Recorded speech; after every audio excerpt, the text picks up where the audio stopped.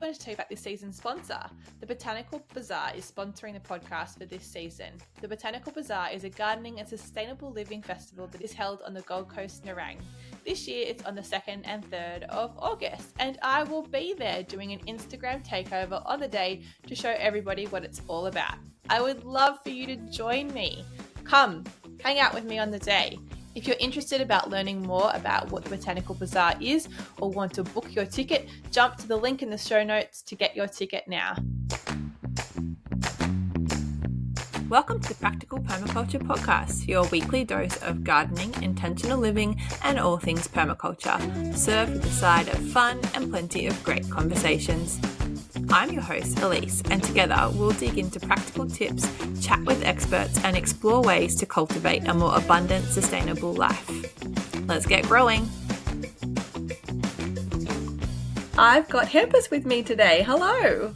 Hi there, how are you? I'm well, thank you. So I was referred to you by someone to interview and I kind of reached out. So if people haven't seen you online, do you want to tell us a bit about yourself and what you do? Yep, sure can. So I am a 35-year-old man living in the Hunter Valley right now. I've just moved up from Sydney. Yeah. I've did my permaculture degree. I think I finished it about a bit over a year ago. Since then, I have run a business in Sydney for about 9 months, and then just sort of starting up here in the Hunter now. Yeah. So what prompted the move from Sydney? I think we've just been thinking about it for a long time, wanting to get out of there. We're not sort of 100% sure if the Hunter is our sort of final destination, but we really wanted to get out of the city sort of life, and we just made the move. Yeah. Well, lovely. And so what do you do with your business? So in Sydney, I was mainly doing like smaller gardens, trying to help people grow food in a sort of smaller area, obviously. And I've also been involved in childcare a lot, so doing sort of small programs, organic gardening type stuff in childcare settings. So that's probably the two main things that I've been doing, and I'm looking to do the same thing up here. Although I'm assuming, and the scale is going to be a little bit bigger because there's more land, obviously.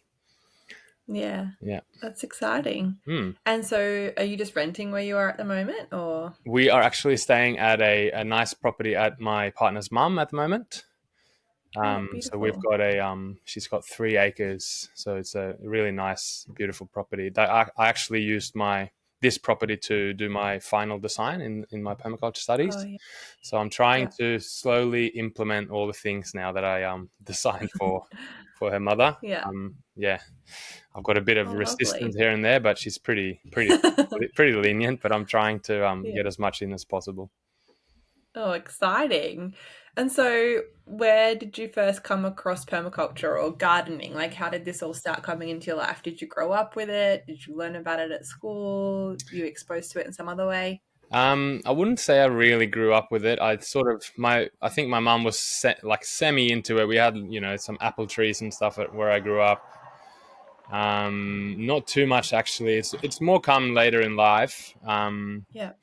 I've done, been living in apartments for mainly in my sort of adult life. We've done a bit of, herbs and maybe tomatoes and stuff on a balcony sort of level.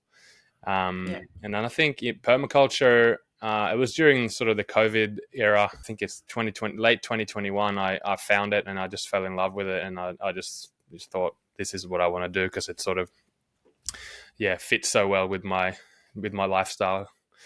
And how we see things. So, fairly fresh. What was your background previous to doing this? So I'm Swedish originally. I've been here in Australia for 7 years. So in Sweden, I was actually playing sport. So I was sort of a semi to professional sports player for about 10, 15 years in Sweden. So I'm speaking to a celebrity and I didn't even know it. Unfortunately, I'm not that famous. So I would be, I picked the wrong sport, I think. But it's called floorball, which is, not many Australians would know what it is. But it's quite big up in Northern Europe. Yeah, wow. And then you moved here and you started getting into the gardening scene straight away, or? So not really, not exactly. So when I was playing my sport, because that was sort of what I was into, right? And so I studied sports marketing and was thinking about, okay, I'm going to get a job within this sport or some other sport, because I was very sort of busy with that. And yeah, and came to Australia, and I actually got a job at a golf club. So I worked at a golf club for about 3 years. Yeah, cool. And yeah, and then all the COVID stuff happened, and I just thought, okay, this is probably not for me. And I found permaculture in the same moment, sort of thing, and I just went for that. Yeah, wow. And what made you want to work with children and in early childhood spaces?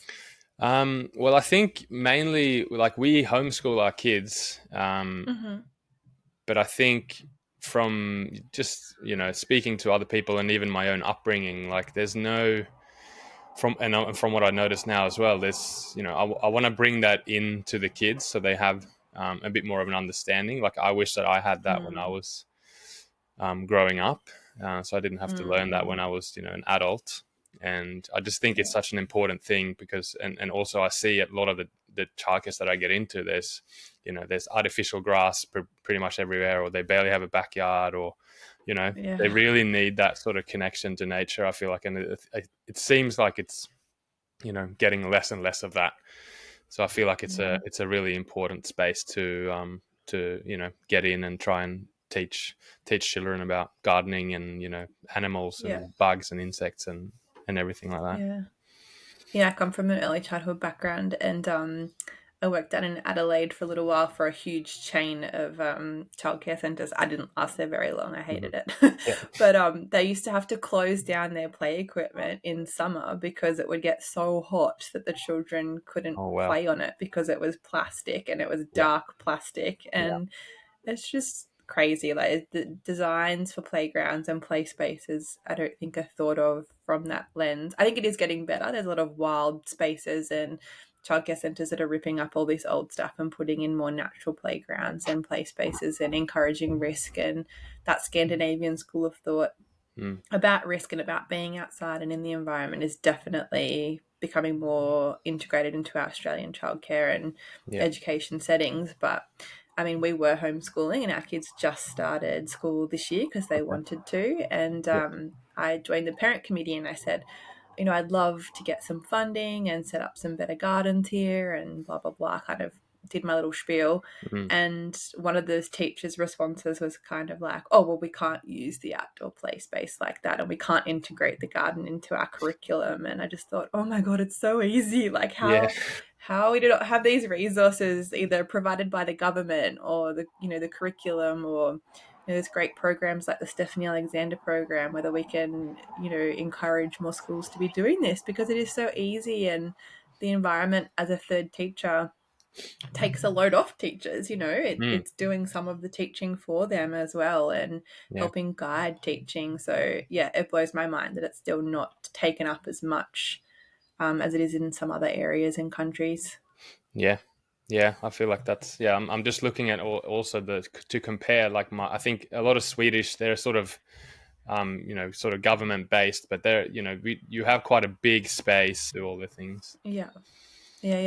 And I saw you've been volunteering at Acacia Play. How have you found that? It's good. So what I'm actually in the Purple Pear Farm in their garden. But for those who aren't in the Hunter, Purple Pear Farm is a permaculture biodynamic as well. Little property homestead in the Hunter. They actually run the Hunter permaculture branch now as well. I think they have a lot to do with it. And Acacia Play is situated on their property, and it's a day session for families, so parents and children, to come and be out in the garden, and there's some animals, and they do very nature-inspired play. Yeah, exactly. Yeah, it's lovely to see the kids being in that type of space. Like, they've got, like you said, lots of different animals. They got gardens, so they get to sort of be around that, which is good. And because it's about an hour drive from where we are. So I just thought, while I'm driving out there, I might as well do something while I'm there. So I've just been helping out in the garden. just making compost mainly. I've did last week, and I'm sure I'll get some other chores later on. But yeah, it's been good just to connect. They've got a lot of connections as well, and get to know the people that are into permaculture up here. Yeah.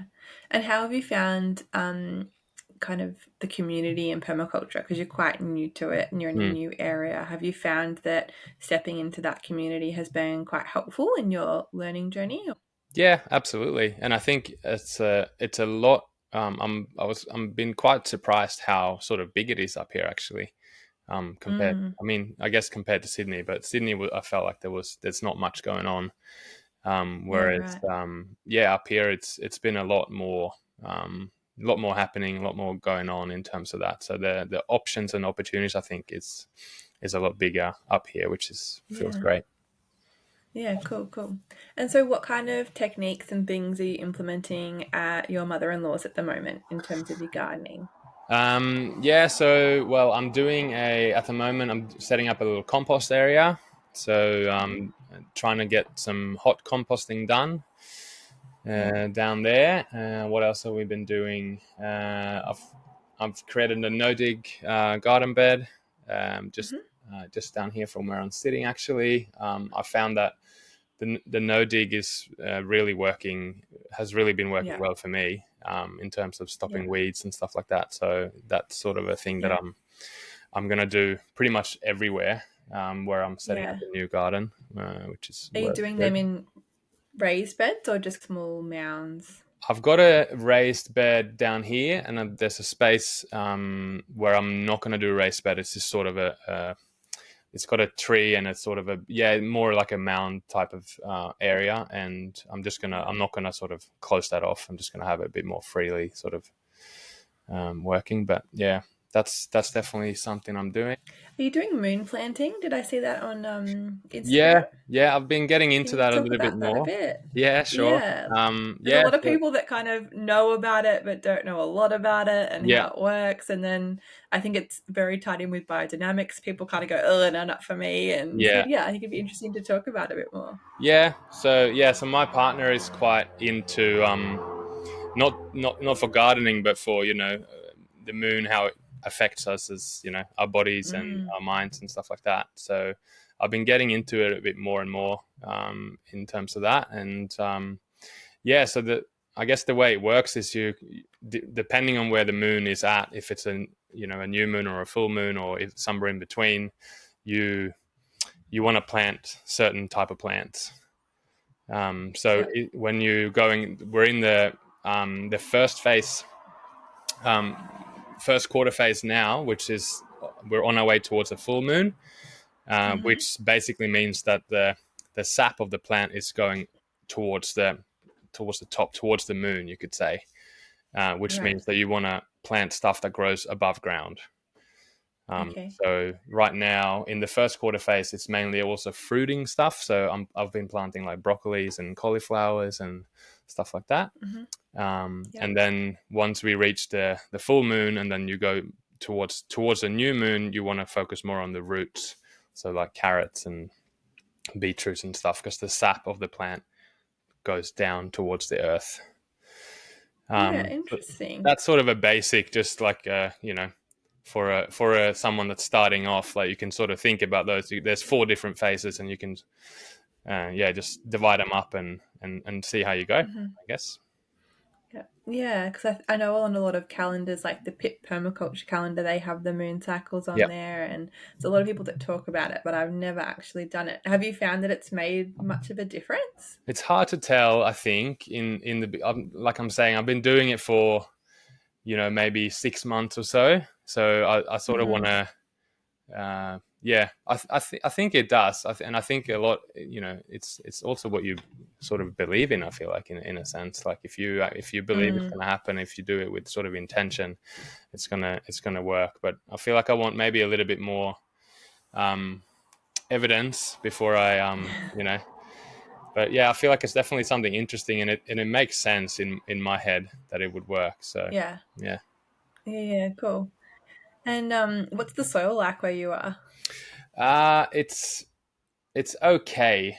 it's not the best soil. I think I need to work a little bit with adding lots of compost. That's why I'm trying to make as much as I can, which is also a good thing up here because it's easier to find materials than when you're in Sydney. It's it's got a bit of work, but it's okay. What kind of things are you looking at doing to improve the soil health and fertility?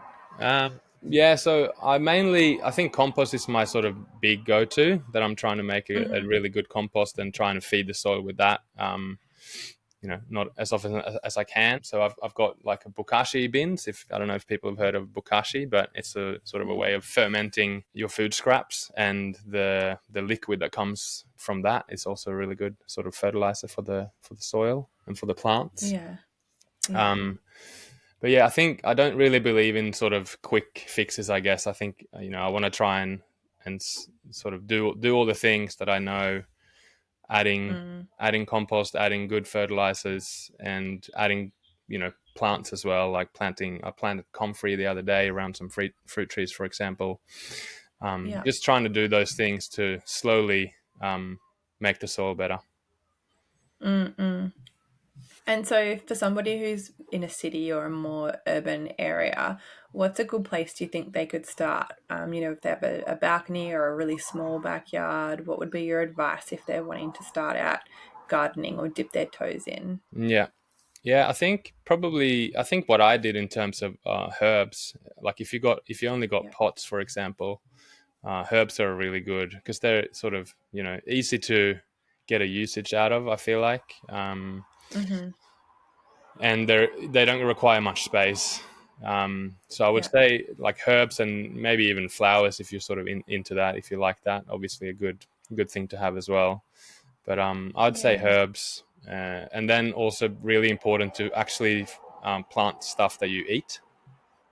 I feel like that's people sort of think this is a cool plant or something like that, and then they don't actually want to eat it.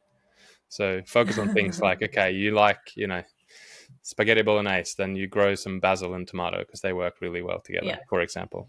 And I think like picking crops that don't take a huge amount of space as well. Like I've grown Jerusalem artichokes for the first time. I've never eaten one in my life, so I don't know what I'm going to do with them, but I was like, you know what, it's a good redundancy for potatoes, or so I've been told. And but it takes up a whole garden bed, and they've got pretty flowers and that as well, but I think there'd be a lot of things in a small space that you'd probably want to grow but might just take up too much space as well. So exactly. I think that's where the sort of argument of herbs, for example, like you can grow whatever, like an eggplant or that zucchini, but that's gonna you're saying, that's gonna take up your whole space, and then you don't have any space for anything else. So do smaller things, and then you can actually grow a few different plants as well.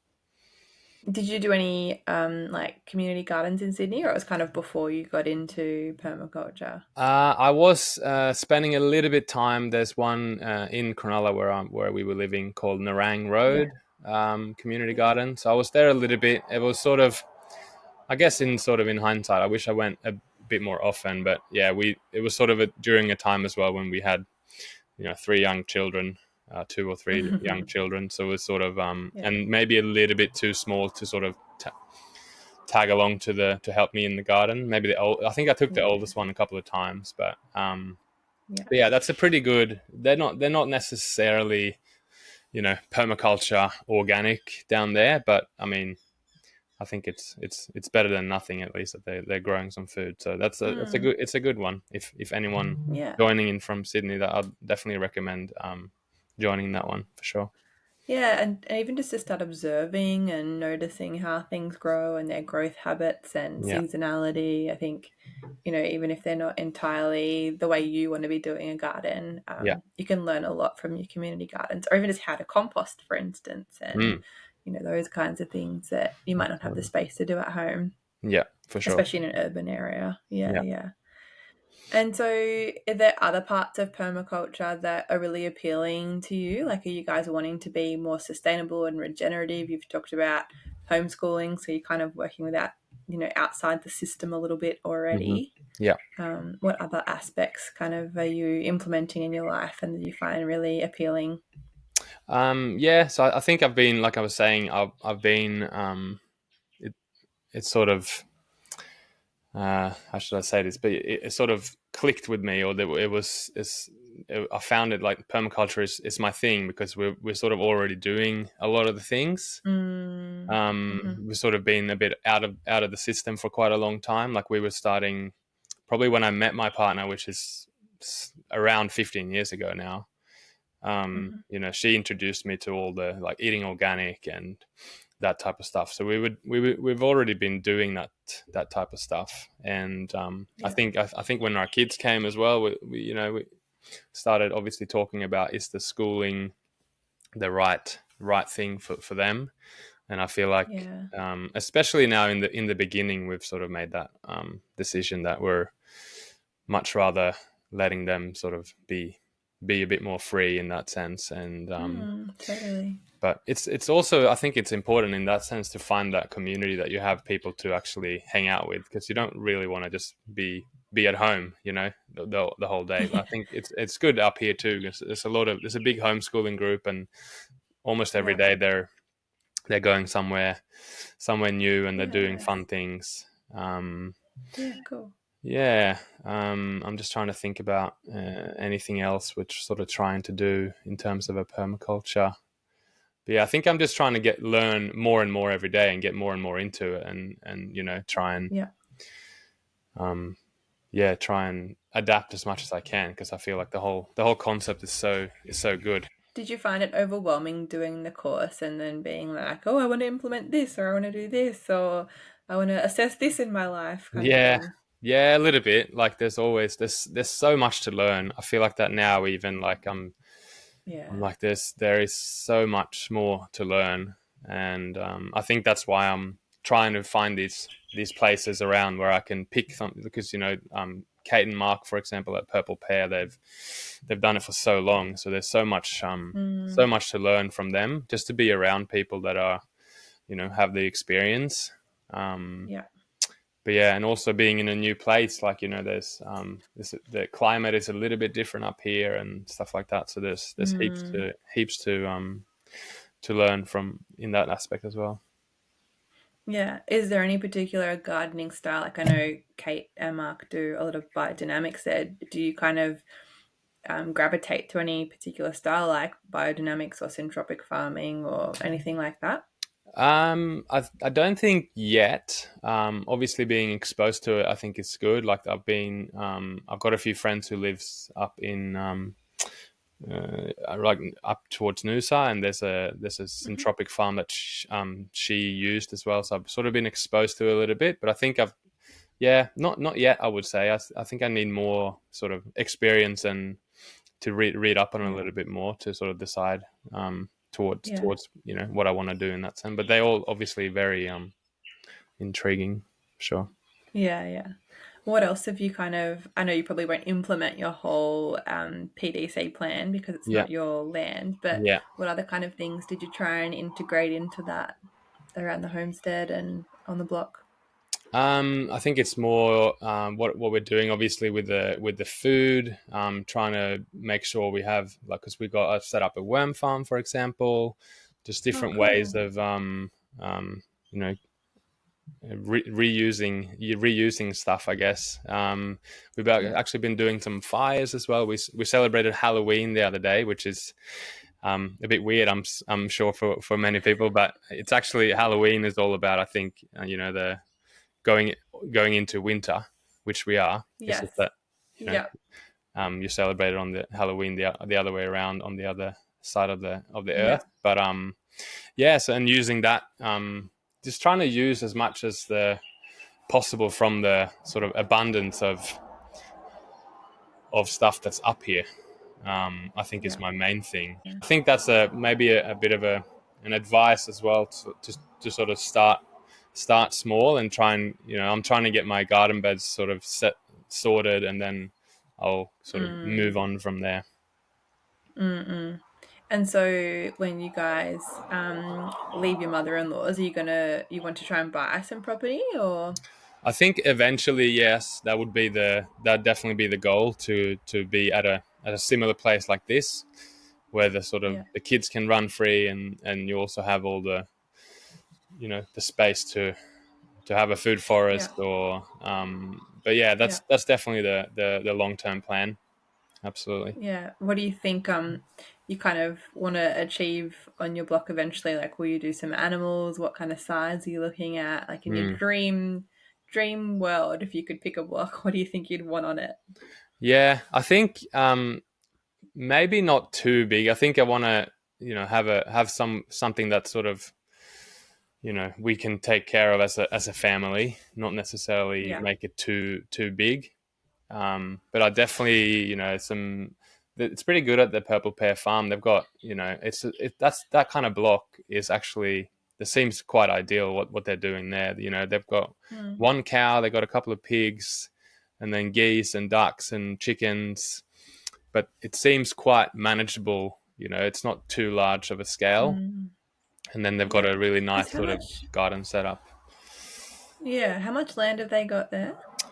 What would it be? I wonder if it's similar to here, to this place. It's just nice and flat as well. Whereas this, where I'm at now, it's sort of on a hill, so it's a bit trickier in terms of that. It's a bit more work to be done. But I'd say probably maybe I could be wrong now, but maybe 3 or 4 acres. Maybe it's a little bit bigger than this, because they also got hip campers and stuff like that on their property. Yeah. Yeah, it's funny with the slope. Like, we've got a reasonably flat block. It's higher at the back and lower at the front. There's maybe 5 degrees fall across the whole block. Okay. But sometimes I go, oh, you know, I really wish we could have more levels in our block, and I think it would be more expensive to you know, retain things and terrace and. But I look at some of those designs. Like, have you been to Limestone? No, I haven't. I'd like to go there though. Gotta go. Yeah.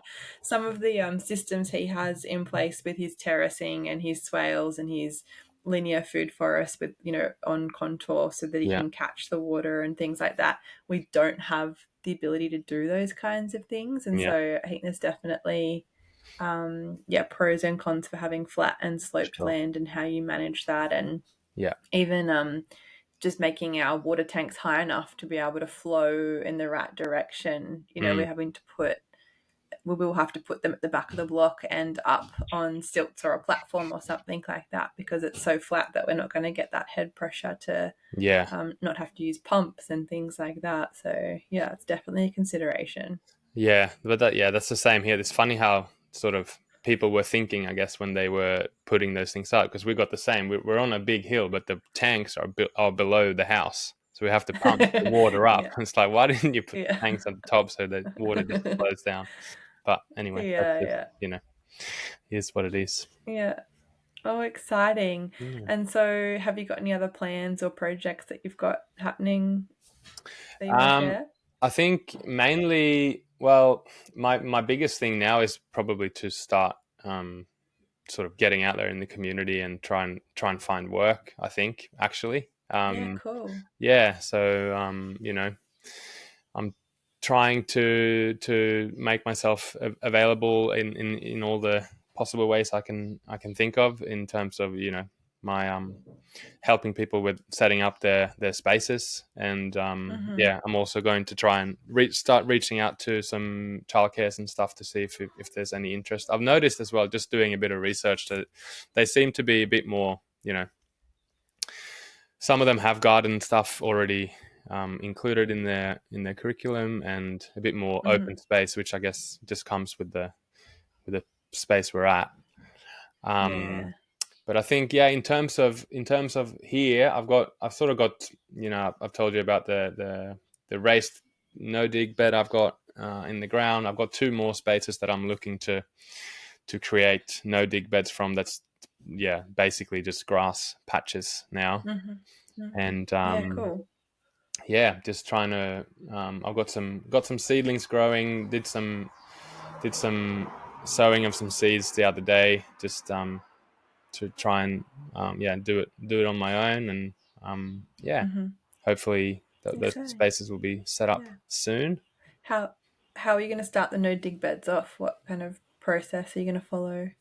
So what I usually try and do is I'll put the cardboard, and then depending on what I've got on sort of hand, but I'm trying to fit in as much. You can go and get, cow manure from a farm or stuff like that, and my own compost. So that's sort of what I'm waiting for, my compost to get done. It should be done in a couple of days, I think. And just to be able to make sure that the soil is good, and it's the same there in terms of the process to make it good, sort of thing. So maybe the first year might not be the best sort of tasting food or plants, maybe, but you got to it's a process to get there.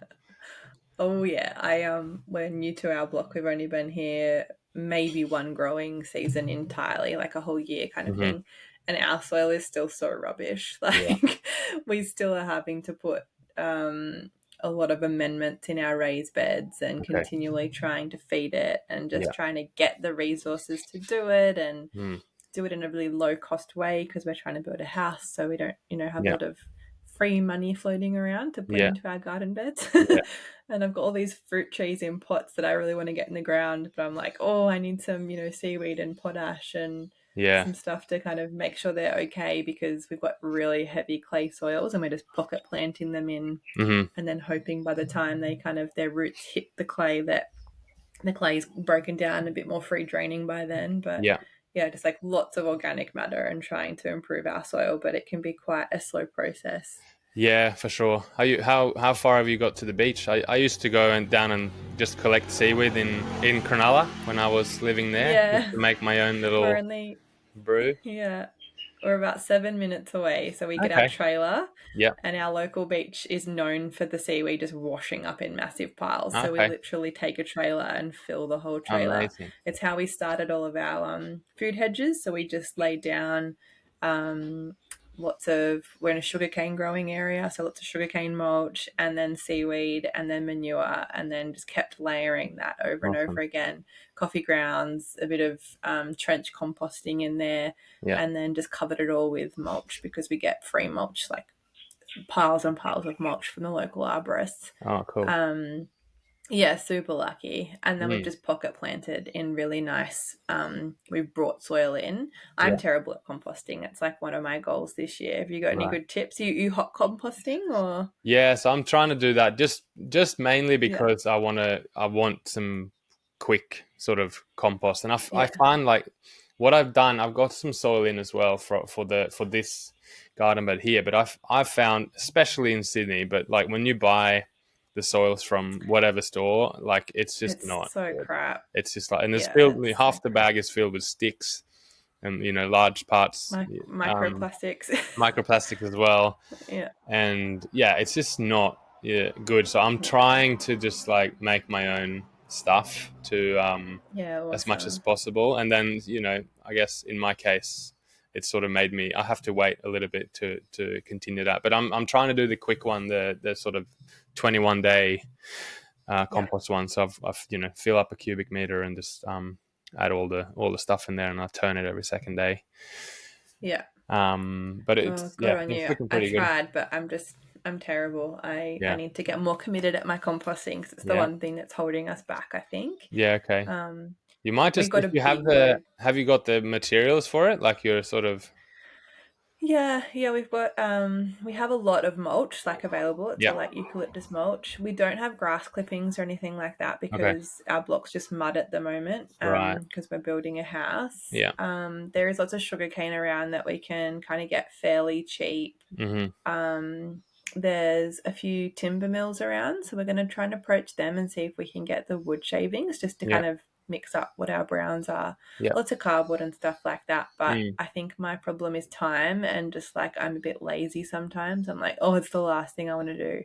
I'd rather go look at my dahlias and play in my garden than make compost. But I realize that's kind of counterintuitive, because I need the compost to make more garden. So I just need to get more disciplined at it. We've got 2 bokashi bins that we kind of make one, let one rest, and then use the other one. But again, it's just like being disciplined enough to constantly do it, and making sure I'm putting all the actual, the grains in the bokashi bin. And we've got a few towers to try and just put compost, or food scraps, I should say, in the worm towers that are in situ in the garden. How do you our find other you thing like too, working though, is the worm great. flowers? Yep. Good. Awesome. Yeah, they're really, really good. We just made them out of PVC pipe and put a little cap in the top. Yep.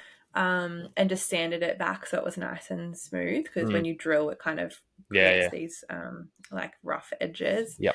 And we just planted them down near our mango tree, like we knew it would be hungry. So we do that, which is great, because if I do trench composting, our dogs dig it up. So unless it's like at the very bottom layer and it's covered and covered and covered in other stuff, our dogs will literally go in there and start digging up the trench composting. So we can't really do that unless it's quite deep, or we're starting like a no dig bed, or we can put like banana skins and eggshells and things like that in there, and then it's kind of covered and they can't get to it.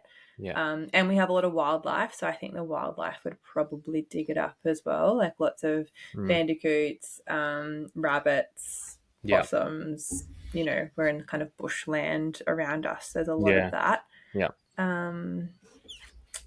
So we're getting there slowly, but compost is definitely my mission this year, to try and get better. We're just slow composting at the moment, because I think at least it's better than nothing. Yes. But we still need to kind of layer more carbon in there, and I'd love to start making some seaweed teas more and things like that. And I watched a lot of Hugh Richards' YouTube, so he's got a lot of those kind of amendments and kind of solutions that he makes.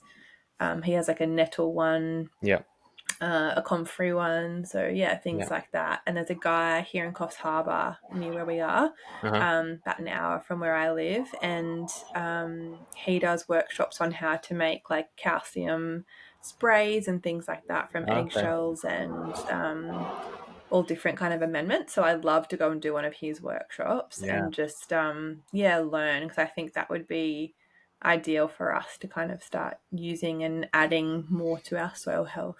That's definitely something that's cool. Like I've also watched Hugh a bit, and there's plenty of people around that does the compost teas or comfrey teas or nettle or whatever it is. But there's a lot of those ways you can use to improve the soil for sure.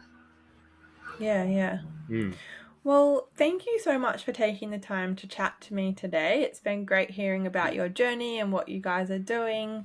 I'll pop all your social media and ways to connect with you in the show notes in case anybody wants to reach out, especially if you have a school or a daycare centre. I'm sure you'd be grateful to hook up with them and do some education and things like that.